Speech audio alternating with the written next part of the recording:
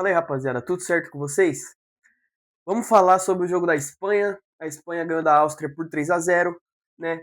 E garantiu a sua vaga nas oitavas de final da Copa do Mundo FIFA 2026, né? Cara, eu já queria começar falando, né, sobre a Espanha. Se vocês virem aí no título que eu coloquei, a Espanha não tem só Lamine Yamal. E acho que é uma verdade, e é uma verdade que a Espanha tem que entender, e entendeu nesse jogo, né? Porque o primeiro tempo da Espanha foi um primeiro tempo bem pragmático, bem parado, né? Os passes muito horizontais, então só virando de um lado para o outro, só virando de um lado para o outro, e quase nada de achada vertical. Então era no máximo assim, era bola no Pedro, o Pedro carimbava, voltava pro Rodri, o Rodri devolvia, abria no Yamal na esquerda, ou na direita, e de vez em quando no Baena, mas bem de vez em quando. Então, assim, era um time bem pragmático que só fazia a mesma coisa, que era dar a bola no Yamal e deixa ele resolver. Dar a bola no Yamal e deixa ele resolver. E o próprio treinador da Espanha, ele escolhe o Pedro Porro no lugar do Llorente, ele diz que é porque o Pedro Porro tem mais qualidade técnica. E aí eu vou falar sim que foi um acerto, não só pelo gol do Pedro Porro, né, porque é algo que a gente não tem muito como prever, mas o que o Pedro Porro fazia de diferente do Llorente, né? O Llorente ele não é também um lateral muito ofensivo, mas quando ele ataca ele sempre é um lateral de ultrapassagem. E o Pedro Porro, ele quando o Yamal recebia a bola e recebia a dobra, o Pedro Porro, ao invés de ultrapassar nas costas do Yamal, ele vinha no meio, fechava no meio para dar uma opção de passe para virar o jogo mais rápido e conectar o meio campo mais rápido e para dar o fundo para o Yamal driblar. Então, ao mesmo tempo que ele também dificultava um pouco a vida da marcação, porque mesmo que o Yamal estava dobrado, o cara de trás da cobertura sempre ficava mais de olho no Pedro Porro. Se o Pedro Porro só ultrapassa, os mesmos caras que estão no Yamal conseguem só seguir para frente e marcar o Pedro Porro. Agora, o Pedro Porro se posicionando nas costas do Sabitzer e do Leimer, que eram os caras que estavam marcando o Yamal, fica mais difícil deles virarem e irem atrás do Pedro Porro, e ele consegue carregar com espaço. Ou se ele simplesmente segura um pouquinho a bola e devolve, o mesmo Sabitzer que vai saltar no Pedro Porro demora até certo tempo para voltar para fazer a cobertura, e o Yamal consegue atacar no 1 para 1, né? Então acho que fazia bem sentido a escolha do Pedro Porro, mas eu acho que não dá só para depender de Lamine Yamal, né? O Lamine Yamal é um gênio da bola, é um moleque que já é o cara da Espanha, já é um dos melhores jogadores do mundo, para alguns o melhor jogador do mundo, já é um moleque que tem potencial e consegue decidir jogos, consegue chamar a responsabilidade sem sentir a pressão, mas eu acho que para uma seleção do nível da Espanha não pode só se apoiar no Lamine Yamal, né? Não pode só jogar a bola para ele, esperar que ele tire algo da cartola. E foi muito que a gente viu na fase de grupos também, né? O jogo contra Cabo Verde era uma Espanha muito parada, sem Lamine Yamal e sem Nico Williams, que não gerava mais nenhuma dúvida na seleção de Cabo Verde, o que a Espanha ia fazer. E eu acho que o Nico Williams também ele traz um pouco dessa tirar a trazer mais versatilidade tática para a Espanha, né? Mais variabilidade, porque o Nico Williams também é um bom jogador, um grande jogador de 1 contra 1. Então, se a gente vê na Euro que a Espanha foi campeã, a bola não era toda hora no Yamal, porque ela variava para o Nico, para o Yamal, então fazia a defesa não se portar de uma forma que ela soubesse exatamente o que a Espanha fosse fazer. E isso ajuda muito a vida de atacar a vida da Espanha na hora de atacar, no caso, né? E aí, cara, fica bem nítido isso no primeiro tempo, de que a bola é toda hora no Yamal. E aí a primeira jogada trabalhada em que eles usam o outro lado, né, que é o Baena e o Cucurella dobram, e o Cucurella é esse lateral que ele consegue muito dobrar. O Cucurella ele é só um lateral que ele consegue muito dobrar junto com o ponta no ataque para trazer superioridade numérica.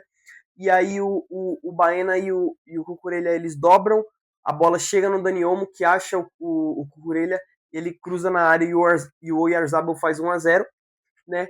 E aí a Espanha se sente mais confortável ainda, né? Não sente tanto risco, a Áustria não consegue se criar em nenhum momento do jogo, não oferece perigo para a Espanha em nenhum momento do jogo. E aí, o primeiro tempo acaba com uma Espanha ainda um pouco pragmática, mas com 1-0, né? E aí o Lamine Yamal volta normal pro segundo tempo.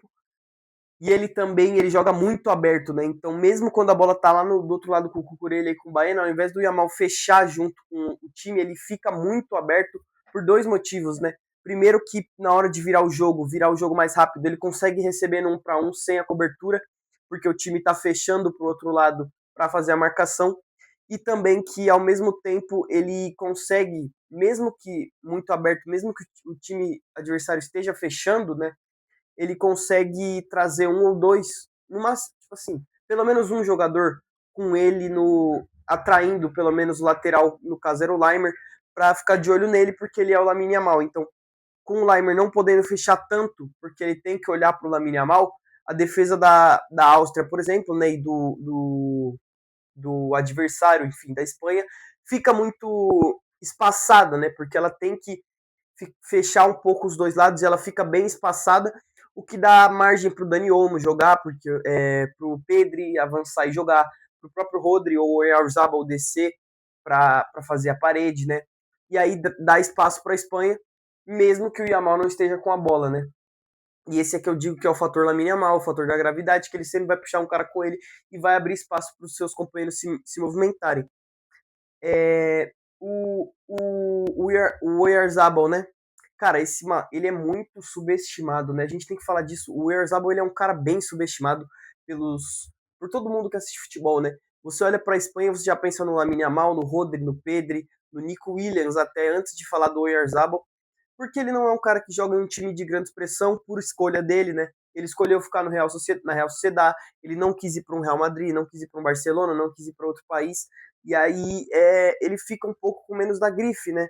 Mas ainda assim ele é um cara muito importante, joga muita bola, o Oyarzabal, e merece muito mais reconhecimento da gente, porque a gente para e olha e quer só dar grife para quem joga nos grandes times, né? Pro Rafinha, pro Yamal, pro Vinícius Júnior, pros caras da Espanha. E aí o Oyarzabal, que tá lá há muitos anos jogando muito bem com a Real Sociedade, já levou a Real Sociedade junto com o Cubo pra Champions League. Então, assim, né, o Oyarzabal já é o sétimo maior artilheiro da história da Espanha. E se você fala para alguém que não acompanha tanto futebol, ou que acompanha, mas não dá atenção a esse tipo de gente, falar que o Oyarzabal é o sétimo maior artilheiro da história da Espanha, ao invés deles exaltarem o Oyarzabal, provavelmente eles vão falar, nossa, mas o que aconteceu com a Espanha, né? Mas não é isso, é um cara que joga muita bola, e a Copa do Mundo ela também serve para essa vitrine, obviamente, talvez não para ele sair, porque é difícil ele sair, mas para as pessoas conhecerem quem é o Oyarzabal e respeitarem mais o futebol do Oyarzabal, né? Porque às vezes ele é tratado até como quem é esse cara que tá aí junto com o Yamal, e não é uma verdade, porque o Oyarzabal joga muito futebol, né, gente? Vamos convenhamos no caso, né?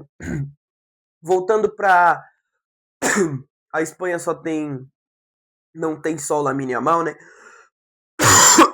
Perdão, perdão. Como eu já falei, acabei de falar do Oyarzabal, falei da dobra do Cucurella na direita. E no segundo tempo, né, a Espanha ela volta de novo a dar muita bola no Lamine Yamal, até que de novo o Cucurella dobra com o Alex Baena na esquerda e o Cucurella acha de novo o Alex Baena, quer dizer, dessa vez é o contrário, né? Quem recebe a bola é o Alex Baena, cruza para dentro da área e o Pedro Porro, lembra do Pedro Porro que eu falei que fechava pelo meio na hora do ataque e não abria junto com o Lamine Yamal? Ele, fechado pelo meio, ataca a área e recebe livre, porque o Sabitzer tá de olho no Yamal, o Leimer também tá de olho no Yamal, e as pessoas não vão esperar que um lateral pise na área desse jeito, né? Principalmente quando a bola tá do outro lado. Aí o Pedro Porro entra sozinho, livre, e faz o gol para a seleção da Espanha, né?